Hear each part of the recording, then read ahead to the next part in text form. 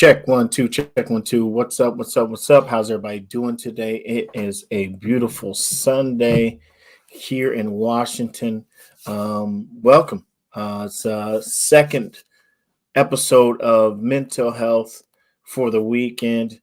I'm really excited to be here today. As y'all can see, I'm solo dolo right now. Unfortunately, got a little bit of bad news about 15, 20 minutes ago.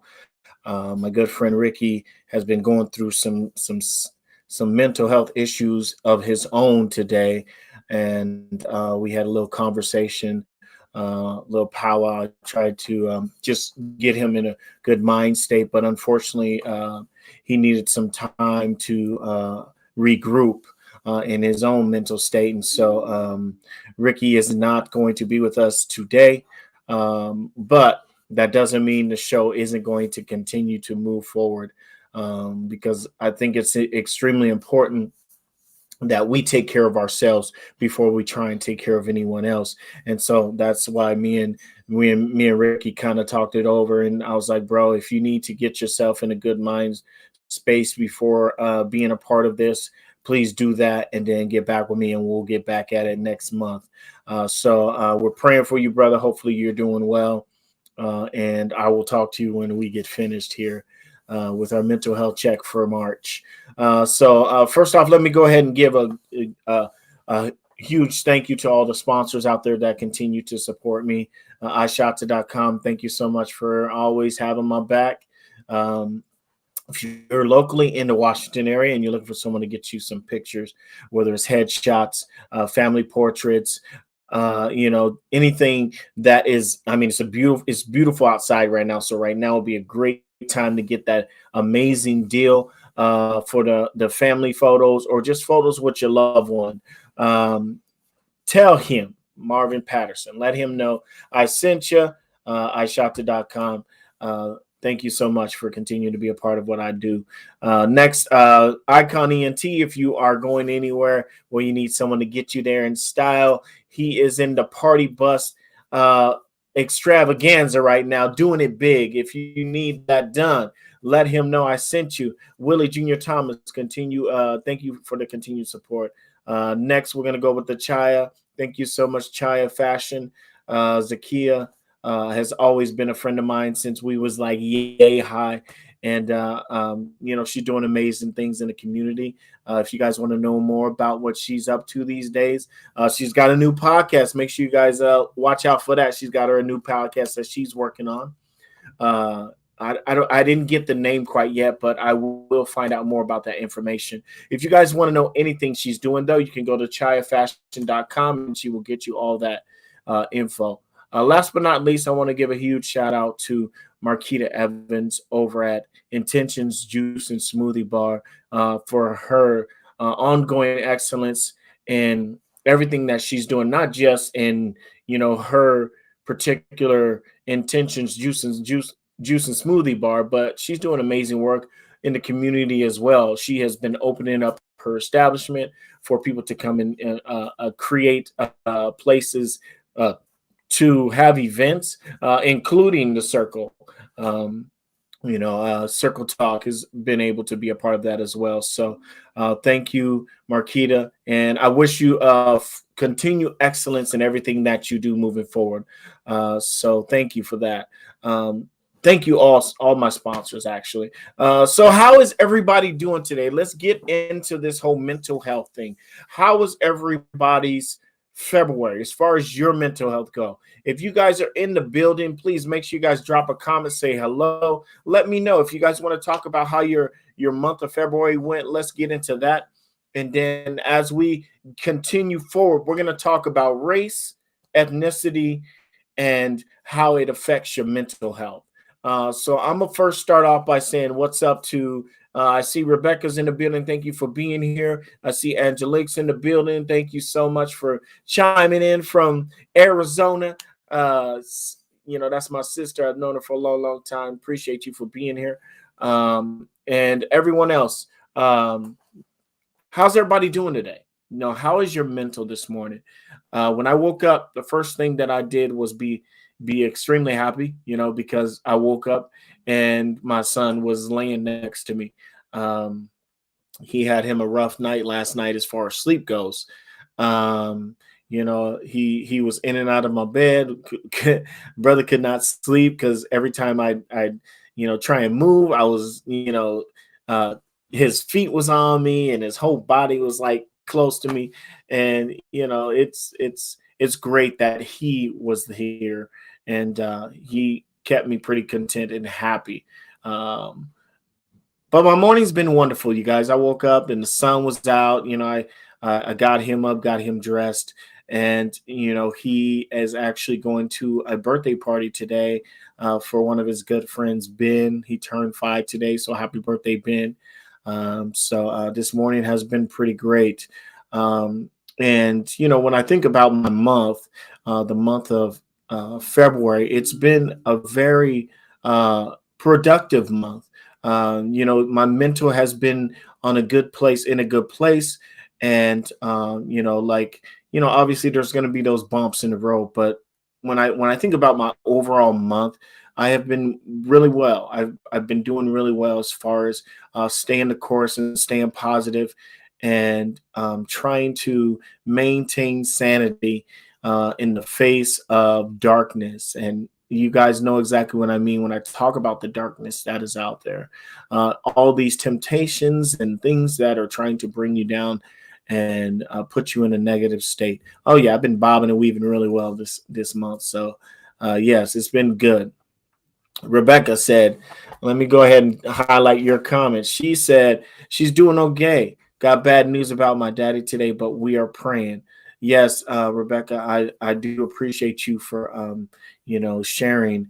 And yes, we will be praying for your dad. Hopefully everything goes well with his surgery. I'll definitely be praying. Keep me in the loop, keep us in the loop. And how are you though? How are you? How was your month of February?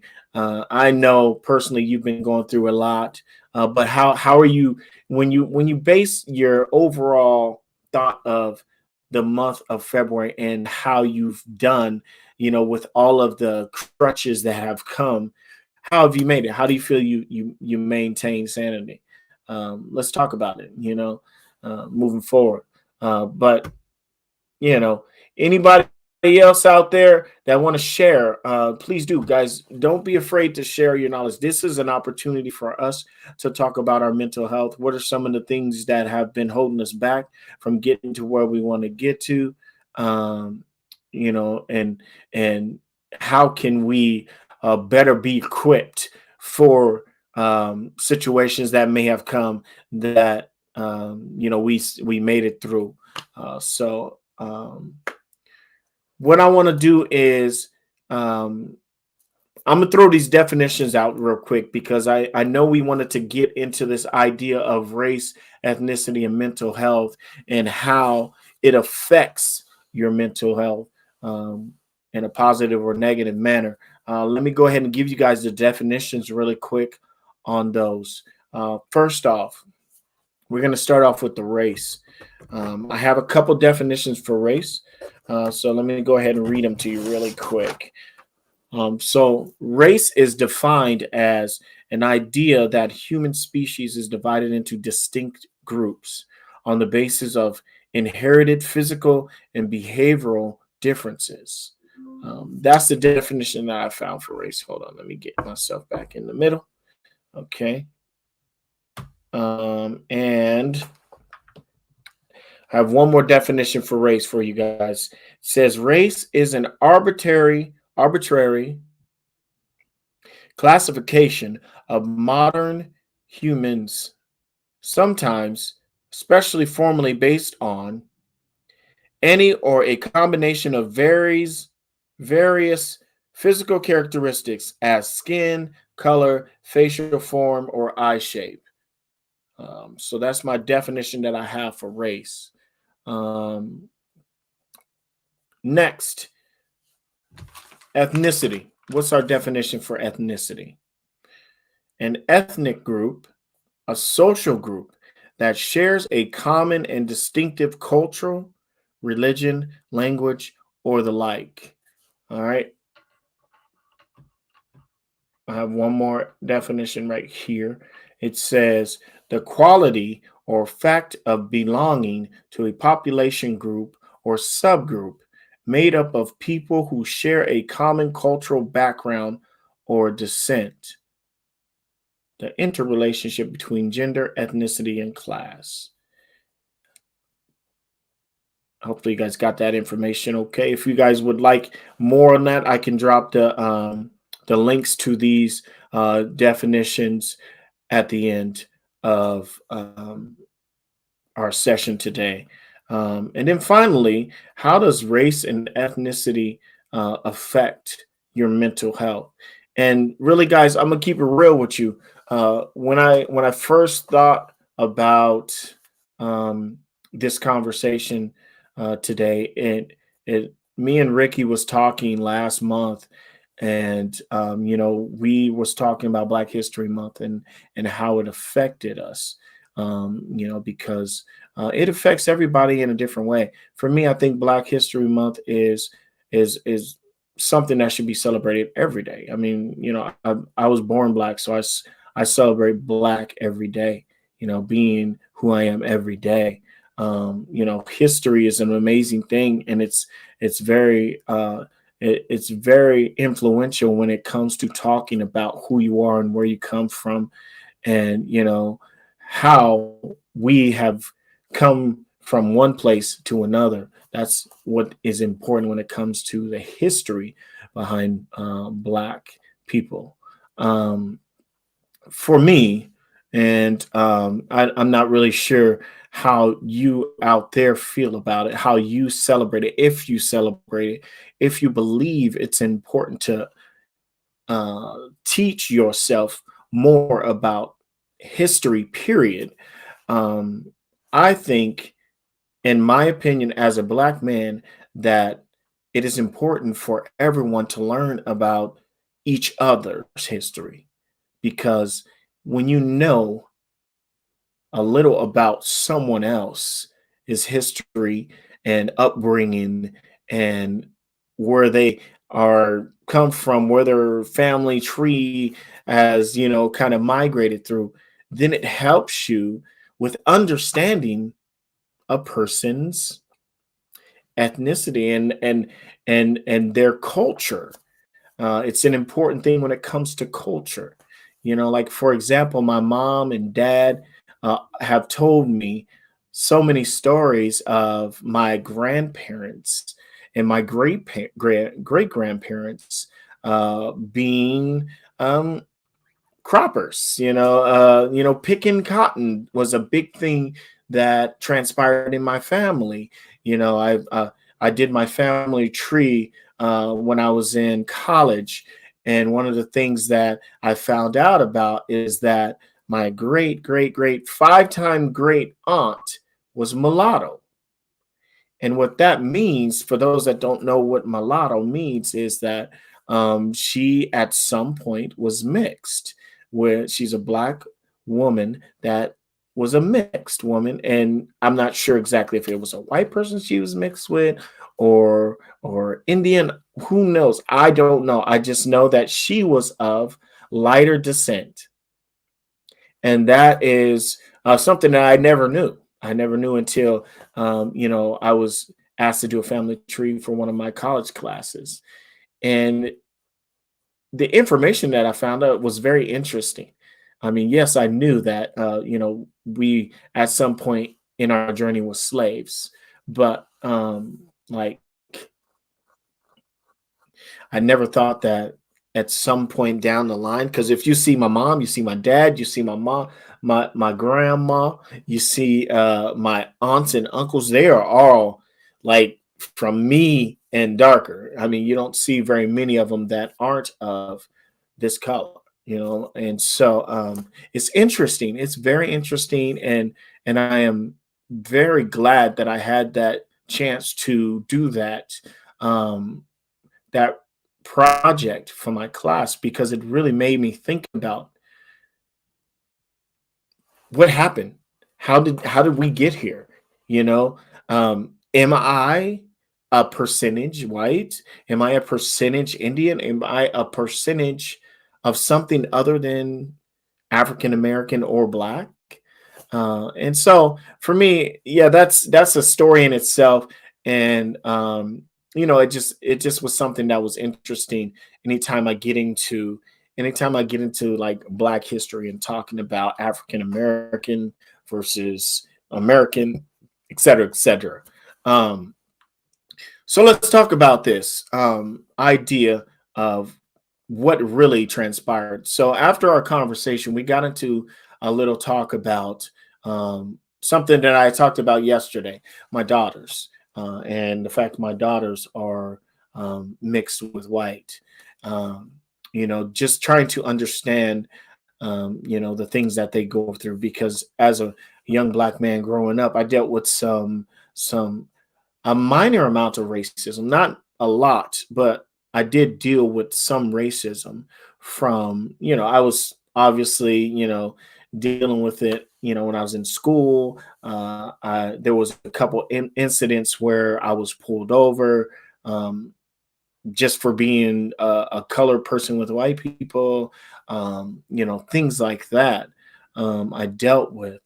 But to hear the stories that I got from my own daughters about not being accepted and being bullied because they claim to be Black, but they are lighter skinned, so they don't look Black. So Black people don't claim them, or they don't look white, so their white friends don't claim them either. So they're in a category of their own, trying to fit in to both parties. How do you feel about that? How would you deal with that? Like, is that something that could really cause a mental illness in in your eyes as you guys are watching and listening?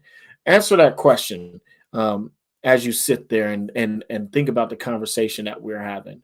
Could that cause a mental illness or a mental issue, a mental lapse in your life if you knew that you were your mom was white and your dad was Black, and neither one would accept you for who you were? How would you feel? If you would like to answer that, please do. We're just going to continue on with the conversation. But in my opinion, I will give my thoughts, and it hurts my heart to when my daughter told me about her being at school and someone telling her that, yeah, you can't hang out with us because you're not Black, even though she is, or you're not white, even though she is mixed with white. Um, it hurts your soul because you want them to be accepted for who they are. You don't want the color of the skin to be the one thing that people are focusing their attention on.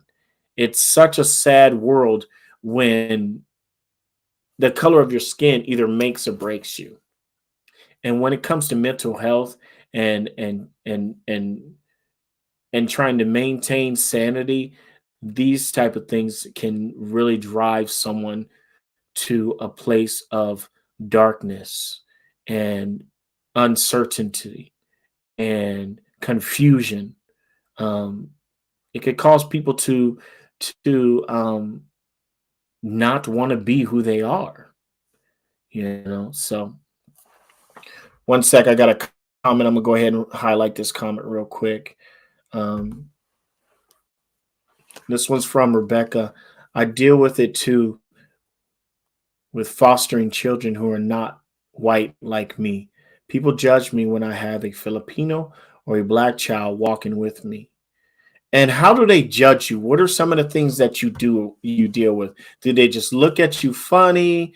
They treat you like what is the things that these people are saying or doing that makes you notice that they are not treating me, or not approaching me in a positive mannerism? What is it that you have to deal with? I have one more comment from DeAndre. Let me go ahead and highlight this one. truthfully, I feel alone. It's like now I am like, where do I fit in as an adult? I still feel as though I don't fit anywhere, and mostly could be from overthinking due to not being accepted as a kid. And I am so sorry to hear that, DeAndre.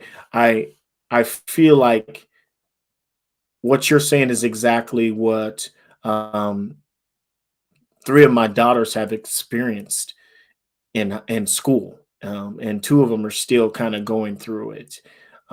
It's such a sad world when you can't be accepted because of who you are, who you're trying to be. We should all be able to accept each other for our sexual preference, our color of our skin, our size, our weight, whatever clothes we wear, whatever hairstyles we got, whether we have, tats or not. I mean, all these things are so minute. Like, we should just love each other for who we are. And it's sad when the world is about anything other than that. And why do you think that is? Why is it that people are so focused on that? Why? I'm gonna highlight this comment real quick, y'all, and we'll get right back into it. All right, so this one's from Angelique. Um, that made me tear up about your daughter. All your children are so kind. My children are mixed, and when we lived in the South, the hate we dealt with was unreal. It's sad the hate people have in their hearts. I'm blessed that my children are still grateful and kind no matter what people say. Amen to that. Amen to that. Yes, it is a sad world. And I'm going to give you guys another story. If there's anyone else that would like to comment on what she just said, please do. But I'm going to give you a story that kind of touches on what you're saying right there, Angelique. So I've talked about this one before, but I'll share it with you guys again.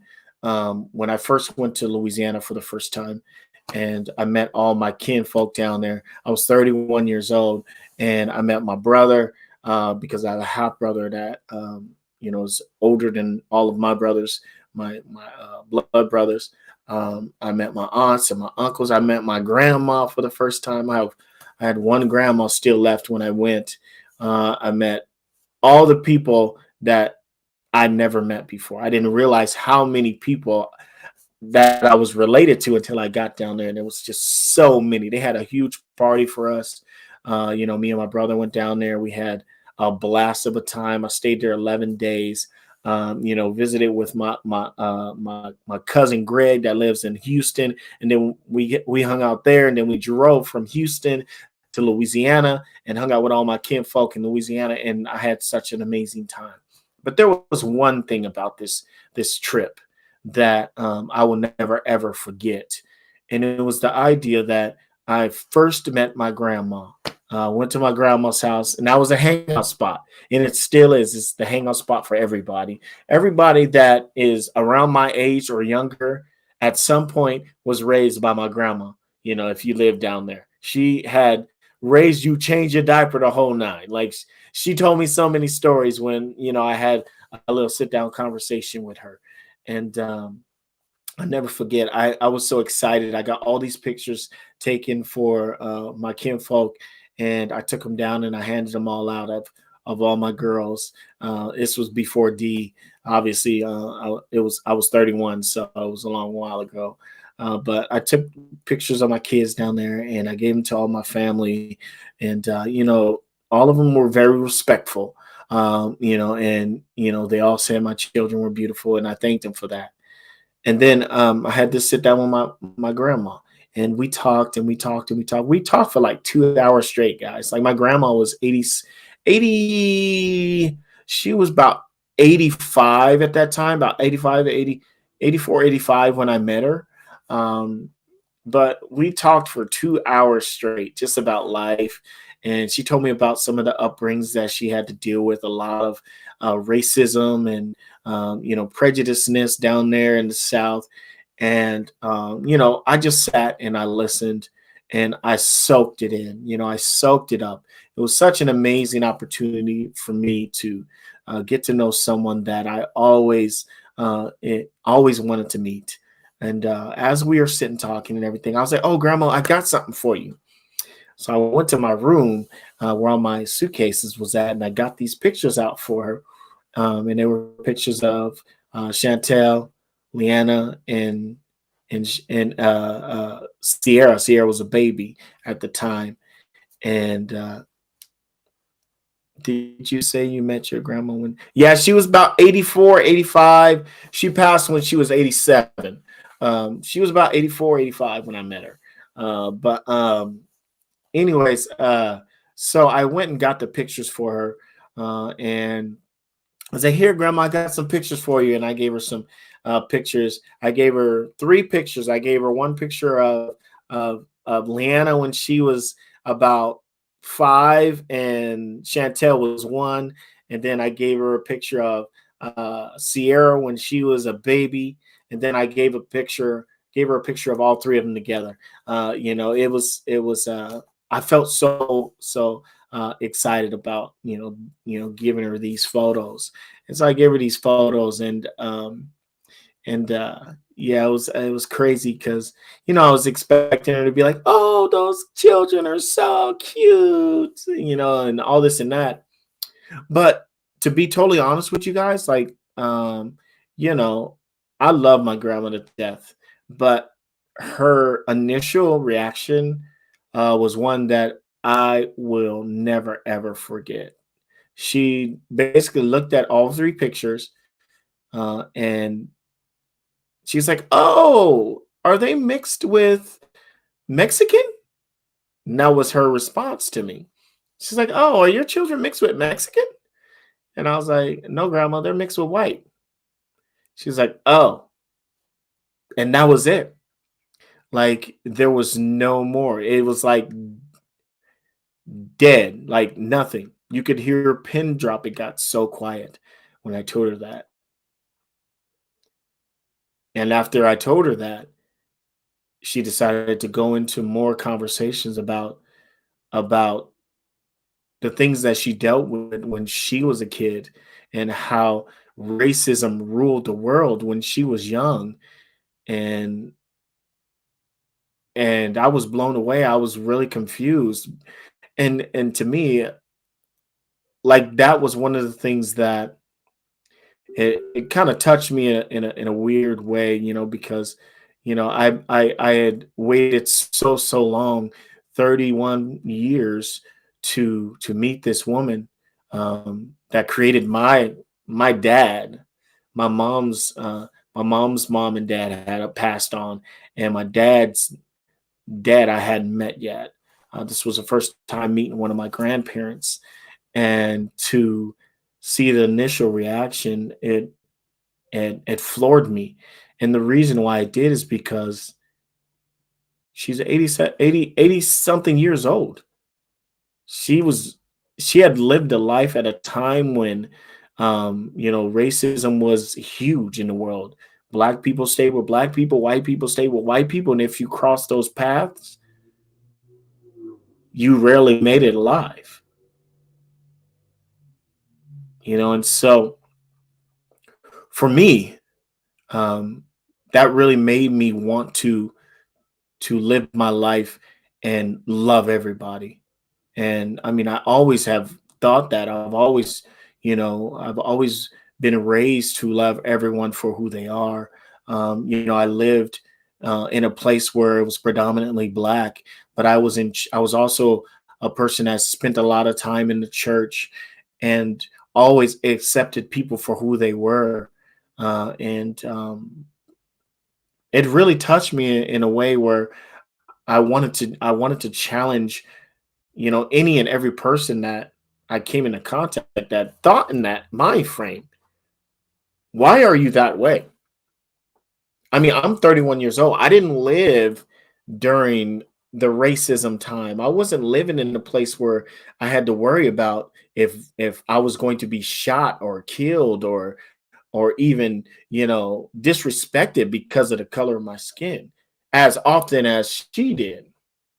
And so for me, my thought process was, yes, I respect what you have to tell us. I respect the history that you have to give to me so that I have the knowledge about, oh, okay, this is what you had to endure during your time, coming up into the world. But for me, I didn't live during that time. I live at a time and I live in a place where everyone, I would say probably 90% of the people accept you for who you are here in Washington. And I was in a conversation yesterday, with Shelton Wright, and shout out to Shelton Wright and Jamie Otter for yesterday's show. Was such an amazing show. If you didn't see it, please make sure you guys go check it out. But very intelligent people, very intelligent people. Um, but he was like, when I asked him if the history of us is important to share with others, and for me, I think it's extremely important for Black people to want to share their Black history with other people so that they get the knowledge. And he's like, well, no, if they want to know, then they should learn for themselves. And I mean, I don't know, everyone has their own opinion on that, but for me, I was just like, well, yeah, I don't I don't mind sharing my truth. I don't mind sharing where I came from and my family's heritage and history because that person may want to know a little bit more about me, you know. And so that was my thought process. Let me go ahead and hit these comments real quick. Um, what's going on, Brian? How you doing, brother? Um, let me see. Rebecca said, "I hate no one. I may dislike some, but I try to love everyone." Absolutely. Facts. I'm the same way. Brian said, "David, I would love to talk in depth about this. My perspective is a bit different than most." Go ahead and share that with us, B. Let me know. What's your thought process on race, and if it's important for us to share our race with other races? Let's get into it. Um, Margaret said, "Given her own experiences, I sort of understand her reaction. It was a very different time for people of color. And until 1954, there were signs in store windows that read, 'Irish need not apply.' Of course, so many ethnicities were shunned. Sad." Absolutely. Absolutely. Um, and you know what, Margaret? I, I too respect what she had to say, and I do understand where she's coming from. Like I said, she's 80 something years old. She's lived a long, long life, and she's seen a lot of change in our world, in the way that we live, in the way that people have been accepted, you know, in the U.S. She lives in Louisiana, a place where Louisiana was one of the last places to be, you know, over with it. And I'm not saying it's over yet because trust, when I went there, we stopped in a town, and I stopped in a town to get some gas with my two cousins, and they was like, I don't know if we should stop here. I was like, why? What's the problem? We're just getting gas. Nobody ain't gonna say nothing. Uh, I don't think we should stop here. I was like, don't worry about it. Let's go ahead and get this gas, and then we'll keep it rolling. And so we went into this store, right? I'm not even lying to you guys. Y'all know I'm telling the truth. I went into the store. We walked in the store, and when I say the whole store stopped moving and they just stood and stared at us, the whole store stopped moving and was staring at us. Like, what are you doing up in here? That's how it felt when we walked in the store. I let my young cousin walk in first, and I seen them staring at her, and so I seen the cash register person's like looking over the ledge at her, and I walk in and I stare at him. You know me, that's me. Y'all know I'm like, what are you staring at? You want me to stare? Okay, now I'm staring at you. And then once they seen that I was staring at them, they went on about their business. But I never experienced it like that.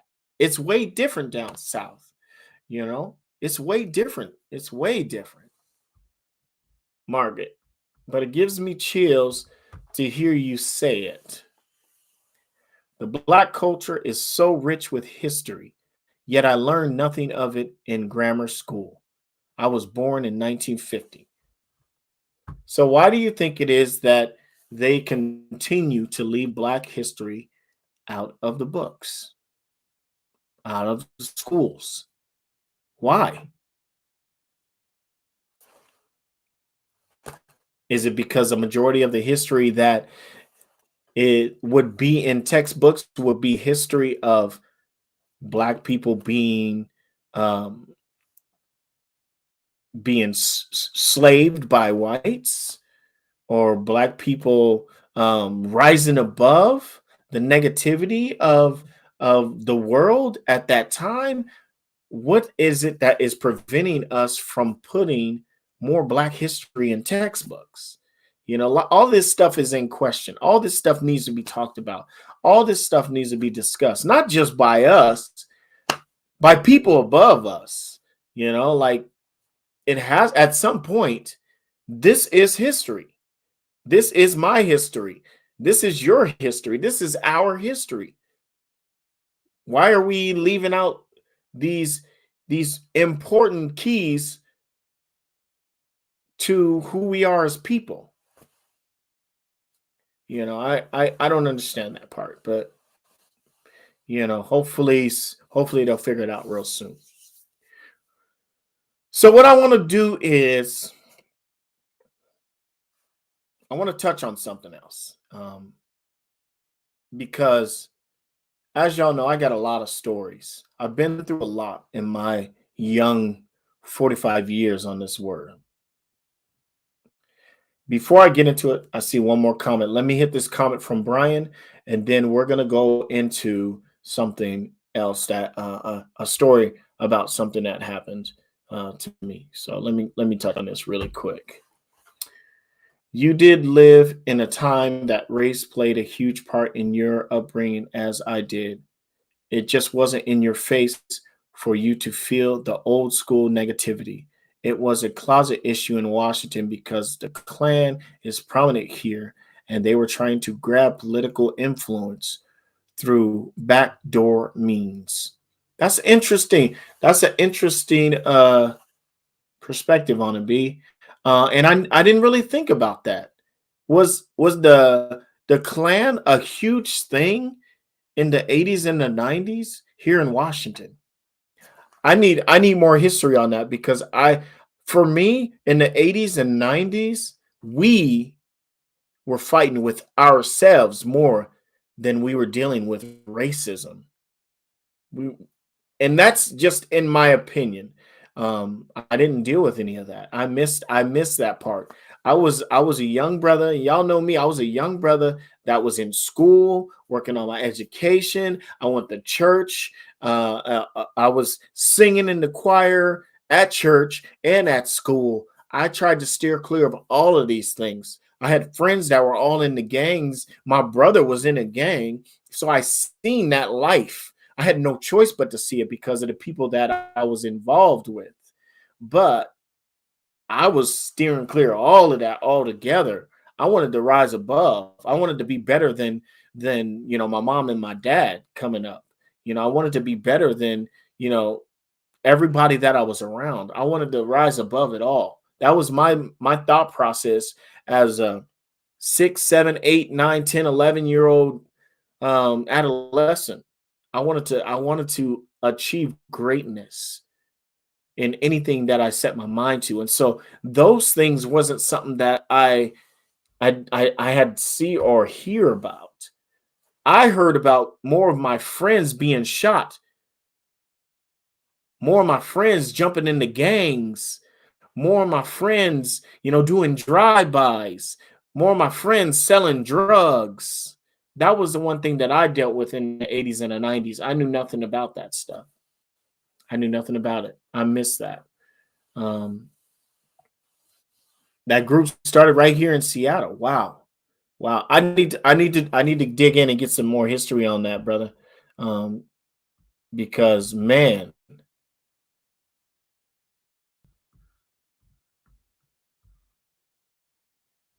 let me go ahead and slide this comment real quick from DeAndre. I never tried in history class due to when I get home, I got told everything is a lie and not to believe the white people's stories. Wow. Wow. And that's interesting. That's interesting. I think there's so many angles to this conversation about race, ethnicity, and racism and how it affects your mental health. Um, the National Prayer Breakfast was started by the Klan, yet under the guise of Jesus Saves. Hmm. B, you need to hit me up. We need to have a talk about it, bro, because I didn't know any of that stuff. And maybe it was just because I was heavily, y'all know me, I was heavily into the church and my passage in the Bible and my studies. I had been in all of the gifted classes coming up, and I tried to just uh, stay above it all, and even when I seen friends getting shot, friends getting killed, and all these fights and things that were going on around us on the hilltop, um, I never allowed myself to be uh, mentally locked into that. I was locked into trying to survive, trying to be the best version of myself, trying to get my education, go to college, get me a college degree. That was kind of where my mindset was at. Um, so that's crazy. That's crazy about the whole clan. I didn't know that. I never knew that. That's good information that I should probably read up on. Um, so let me tell you guys a quick story, real quick, about something that pertains to what we're talking about. I was thinking about does your race affect your mental health? And for me, when I was talking to my guy Ricky about this, and um, there's this thing called Black History Month that we just went through. Um, Shout out to women's history. It is now the month for women's history. So shout out to all the women out there uh, that are celebrating. Um, but this is something that's been on my mind. Um, there's a lot of people that love Black people. There's a lot of people that talk Black excellence, Black dollars, support Black businesses, Black-ish. A lot of people in this world that support the Black name, the Black trademark. Um, this is a shout out to a company called Black Mannequin out there, local company that's doing a great work in the community. But for me, I think sometimes we get lost. Um, I see we see it all the time. We see people that say support Black businesses and want to be supported, but then you support them, but they don't support you back. And I'm not just saying it's just Black businesses that do that. I think there's a lot of people out in this world that just, be like, buy my stuff, support me, get my CDs, come to my business and, buy one of these books I'm selling. Buy. Wait a minute. I'm a I'm a owner of a nonprofit. I have my own business. I sell my own attire. Obviously, y'all see I got my own attire, my shirts, I got pillows with my info on it. I mean, I got mugs. Where my mug at? I just had it right here. One second. I mean, but y'all know what I'm saying. Like, we have to learn that if you want to be about the black dollar, you can't just expect someone to give it to you and you not return it back. Like, really, I'm the type of person that don't matter the color. If you support me, I'm gonna support you. There are so many people that are suspect. And I'm saying this because I've been in this business for a long time. I did music. Obviously, y'all know I did music for about 12 years. I did music. I wrote my own songs, sold my own CDs, made my own t-shirts, sweaters, hats, all of that. All of that.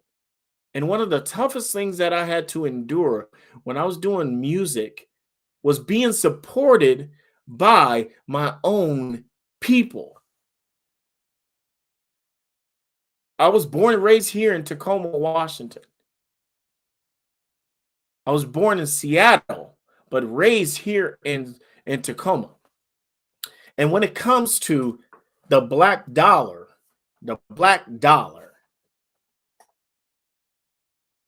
lot of them want that homie hookup. Do you know how many times I heard about the homie hookup here in Washington? The first time I went to Louisiana and Texas, I took 50 CDs in a shoebox. I was there for 11 days. I sold 46 CDs. And not one person said, "Can I get the homie hookup?" Why is that? Why is it that everyone wants the homie hookup when you're spending your hard-earned money to make these items? It's not free going to the studio. It's not free having the pictures taken for the CD. It's not free for the casing, the mix and mastering. None of that stuff is free. So why are you expecting me to give it to you for free? Like, it's crazy to me. And the only reason I am saying this now is because I've done a lot of events the last 2, 3 years. I'm not even doing music anymore. I'm not selling CDs or nothing like that anymore. This is about my business. This is about the circle. This is about circle talk. This is about anything that I do when I'm out in the community helping people, or if I'm selling my items, you know what I'm saying? Like, and I'm doing this show. All of the stuff that has created this platform, like my backdrop, none of this stuff was free. So why are you expecting me when I come to one of your events and I'm like, "Hey, I got white shirts or I got black shirts for sale." And you're like, "Yo, how much?" I say $20. You're like, "How about you hook me up for 10? Can I get it for 10 since we homies and we go back in the day?" Let me think. So I bought your CD or I bought your hat for $35, but then you're going to expect me to give you the homie hookup for a $20 shirt that I spent all my hard money on? The person that sold me these shirts didn't give me no homie hookup. So why is it okay for you to ask for one? Like, it's just crazy. I mean, our world is interesting. The way that we do things are funny. I'll never be that person. If somebody says, "Hey, I have an item for sale," I'm gonna support. If I say I'm gonna support you, I will support you. For example, one of my homeboys, I seen him put up shirts, sweaters, hats, and he said, "I'm selling these." And I've known this young man 30 plus years, and he's promoting his business, and he's got great attire. And I was like, "How much is your sweater?" $50. Of course I spent the money on it. Why? Because I would hope and pray that if I was selling something at that time, that he would return the favor because we have known each other and we respect each other on the business aspect of things. Not because we're homies, not because we're both black, but because we are both businessmen trying to create, a lane for our business. My life will never be defined by the color of my skin.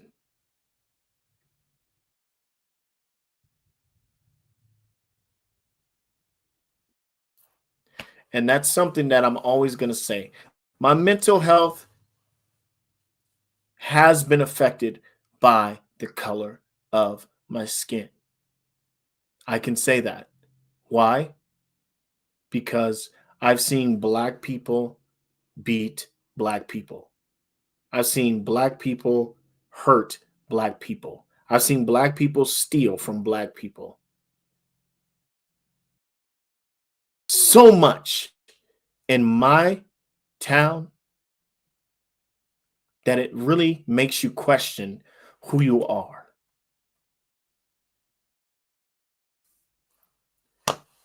And at the end of the day, that's my truth. That's my truth. People might feel differently out there that are watching. I support black people regardless. I don't care if I see all these shows, First 48, where black people are shooting and killing black people for shoes. Black people are killing black people for craps games or whatever the case may be. We see it so often. And I'm not saying that other races don't go through it, other ethnicities, other people don't go through the same thing, but it happens so often to people of color. It's hard to overlook it. It's hard to. It's hard. I love my people, but I love everybody at the same time. If you love me, if you respect me, then I respect you. Skin means nothing to me.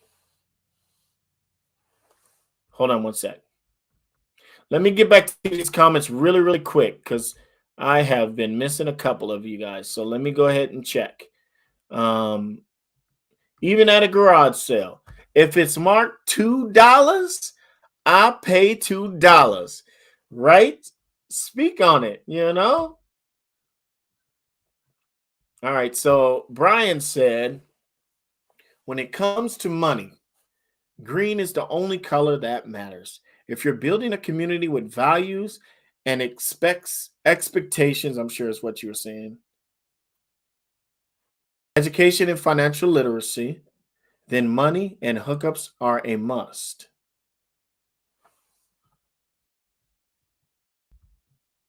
All right. All right. I got you. I got you. I've seen way too much here on social media. IRS, a hard pill to swallow. All right. Let me see. David, my father's people don't accept me as black. My mother's people don't accept me as equal. Wow. Wow. And to me, that's one of the hardest things. It's like having that conversation with my grandma and her basically disowning disowning my kids because they were mixed with white. She didn't say it, but I felt it. Her reaction said enough for me to be like, damn, like I really was excited for this moment. And yes, I will always remember our conversation to the end of days, because that was my only moment that I got to spend, just me and her having quality time together. But that reaction will never leave either. It will always have face when I talk about my grandma. Um, so mental health, race, and ethnicity. Does it all kind of have an effect on you? Of course. Of course. I think I think it really depends on the person. That would be my answer to race and mental health. It depends on the person. Because for me, my story isn't like your story. Your story isn't like my story. We've all grown up in different places, different areas, different households, um, different situations. Race and mental health is a huge subject, and again, I would love to get into a deep conversation with others. Yo, B, I wish I would have known that you was available. I would have had you come on live with me and chop it up. Guys, we are getting close to an hour on our conversation. Is there anything out there that you guys would like to say when it comes to race, ethnicity, and mental health? If I didn't touch on it, or if there's something that you would like to touch on a little bit more pertaining to those pieces of this conversation, please do. But the one thing that I want to say before I close up is love people for who they are. If someone is willing to meet you and greet you and accept you for who you are, meet them, greet them, and accept them. Sometimes race doesn't always have to be everything. Like my mama always taught me to love everyone. Love everyone. She didn't say love only black people. She didn't say love only white people. She didn't say love all the Mexicans that you know, love all the Asians that you know, love all the Samoans in your world. She said love everyone. And I'm not even trying to get into the spiritual aspect of this conversation because that's a whole another story in itself. I mean, you can go to scriptures in the Bible where it says, love everyone, and so let's just learn to just accept people for who they are. Difference, being different isn't bad. Panarea, what's going on? Thank you for jumping in, sister. We're talking about race, ethnicity, and mental health. Do you have any stories where you had to deal with something that really uh, messed with your mental on the race or on a race or ethnicity? Oh my gosh. Sorry about that. A race or ethnicity subject. I'm a I'm gonna highlight this one, Margaret, real quick. Panarea, so I would love to hear something from you. So send me a comment about this. I'm a retired social worker. Over the years, I've found that people of color use their churches for strength and change. Acceptance is a very different acceptance is very different from tolerance. Acceptance is very different from tolerance. Hey Laura, how you doing? For me, I think church was a great avenue for me to learn more about people, love, faith, trust, God, and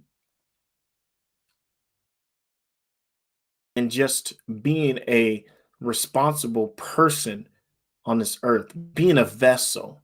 Um, I may not go to church every Sunday.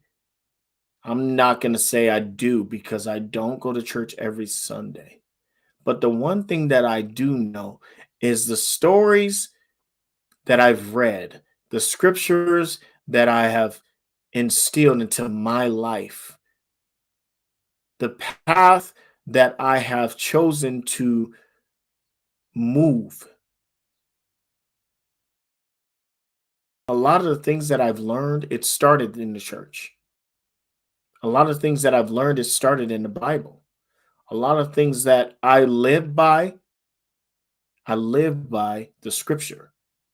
Not saying that everybody has to be about that life. I'm just saying for me, I eat, sleep, and breathe happiness, love, and unity. I want to be a vessel. A lot of the choices that I make in my life, I always say, what would Jesus do? What would Jesus do? You know, really. I mean, if you check my bracelets, I wear these bracelets regardless of the colors that I have on. I always have bracelets on. My first bracelet, it says push. Anybody know what push means? It's pray until something happens. Second bracelet I got on, it says preach it or prove it. Shout out to my guy, preach it and prove it. It's a red one, the red one, preach it and prove it. This is my Spartan bracelet. And then my most important one is my nonprofit. It's the circle. It says circle work 24/7, 365 with the cross there. I live, eat, sleep, and breathe it. That's my mentality. That's my thought process. That's how I want to live my life. Is about the people, being right for the people that I come into contact with. Everybody has something that they live by. Everybody has something that pushes them to become a better version of themselves or the person that they are choosing to be on their journey. This is me, and so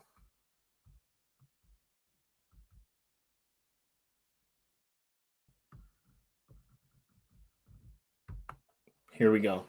Real quick, Margaret said, yes, I hear that today as well. God doesn't live in a building, though. I like the community. Absolutely. God's everywhere. He's not in a building. He's not just in the building. He's in the building. He's in the bricks. He's in the cement. He's in the roof. He's in the bathrooms. He's in the water. He's in everything. God is everything.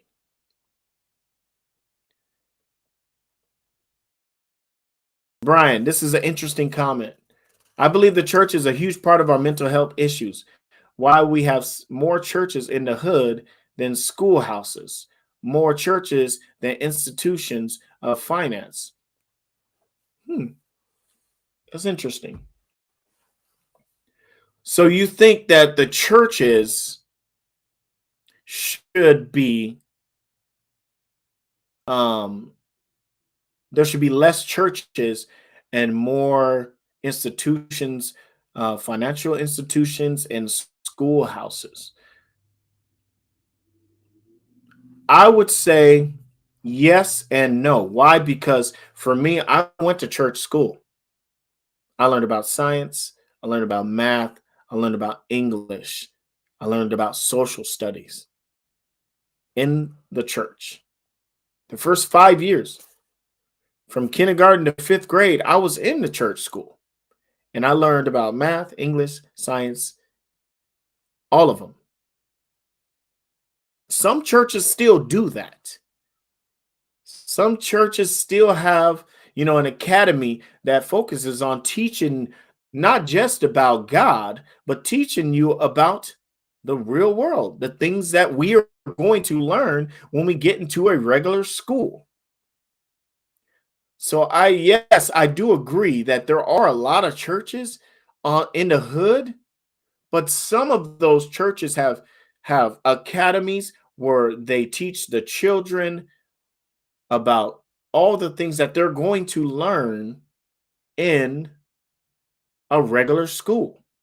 My youngest daughter, Deja, she went to an academy at a church as well. My daughter is an A student, in the gifted program right now, like doing all the STEM programs.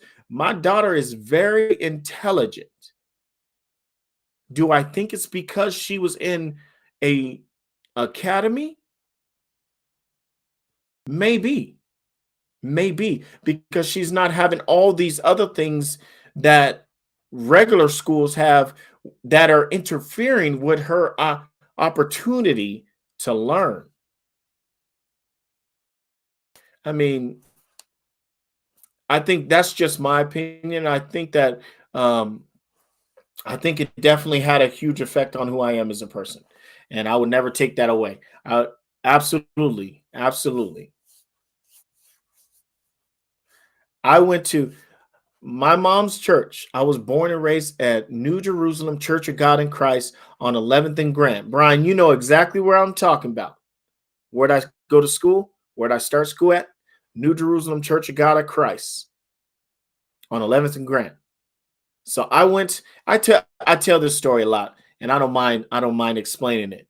I went to school 5 days a week, Monday through Friday. I was in the church at the bottom in the basement going to school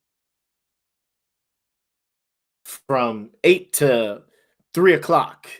And then, on Tuesdays and Saturdays, sometimes my mom, she was in the choir. So I'd end up sometimes having to go to the choir from, I would get out of school at 3, go home for a couple hours, and then 5:30, I'd be back at the church. My mama's singing in the choir. On Tuesdays and Saturdays, they have practice. And then Sunday, I'm in church, same church. So I spent at least 6 of the 7 days of the week in that particular church. Do I think it affected the person that I am today? Most deaf. But I can't say that for everyone else that went there because everybody has their own story. For me, it helped me stay focused. I'm the only one of my brothers that graduated from high school. I'm the only one of my brothers that got a college degree. But all of us went.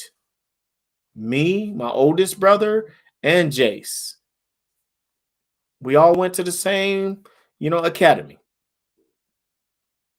But I was the one that stayed the course and, wanted to excel.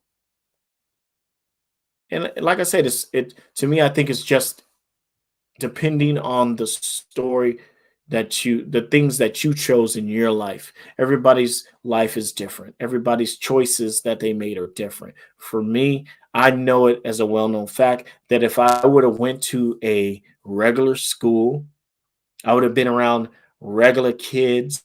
I would have been exposed to hip hop, R&B, and rap music a lot earlier than I was. Because for me, I didn't know anything about that type of music until I hit the 5th grade. My dad kind of dibbled and dabbled in it, but I wasn't with my dad much. My dad was locked up for 3.5, 4 years, locked up of my life.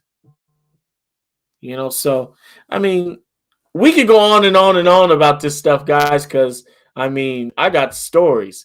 Let me get back to these comments because somebody said something. I want to make sure I didn't miss anyone. Um, Commitment over comfort. Lots of people drink from the well of comfort. Keep you on your knees, and your people will rise again. Um,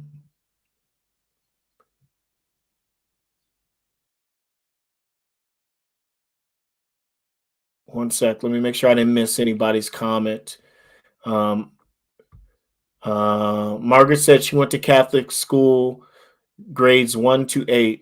There was religion in all subjects. I appreciated my primary education, learned to be disciplined and focused. Also learned plenty at home from devoted parents.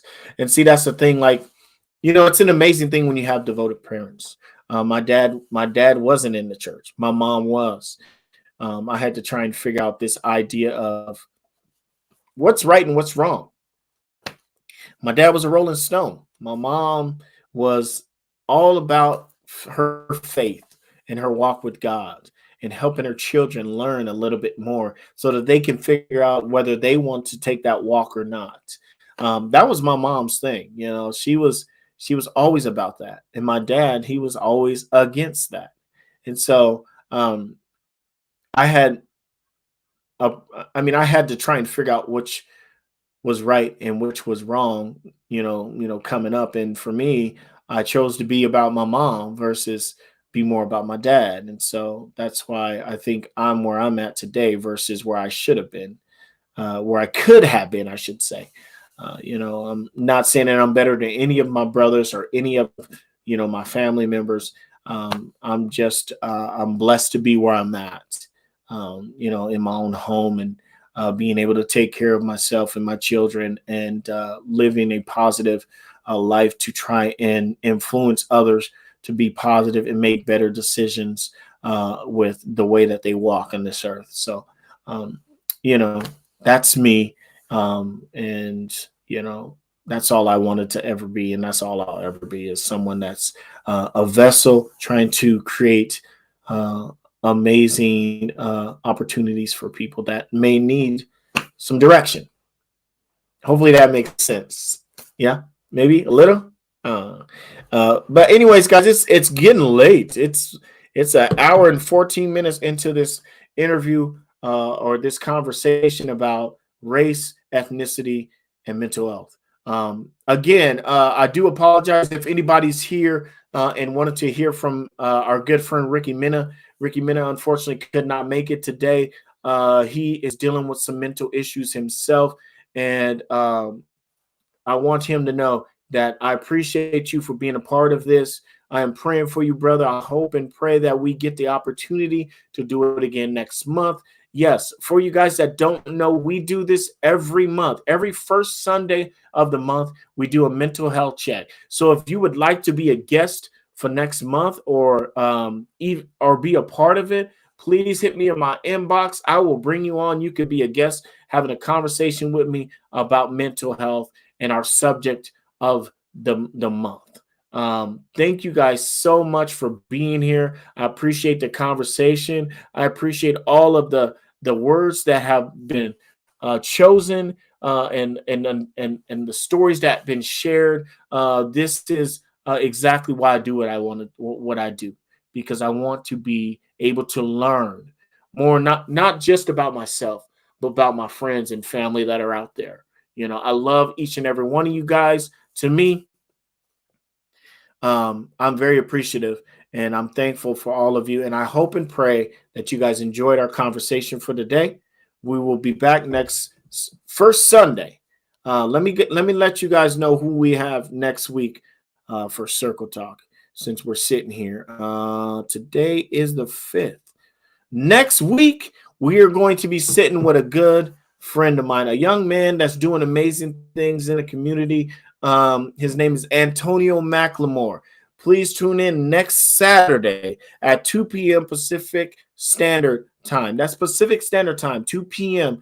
We'll be sitting with Antonio McLemore, talking about him being an ambassador for all the businessmen out in here, out in the community. Very, very, very intelligent dude. We're going to sit down and have a conversation with him. So thank you all so much. If we missed something and there's something that you would like to say to me, please hit me in my comments. I love you guys. I appreciate you. One love. Have a wonderful rest of your day. Peace.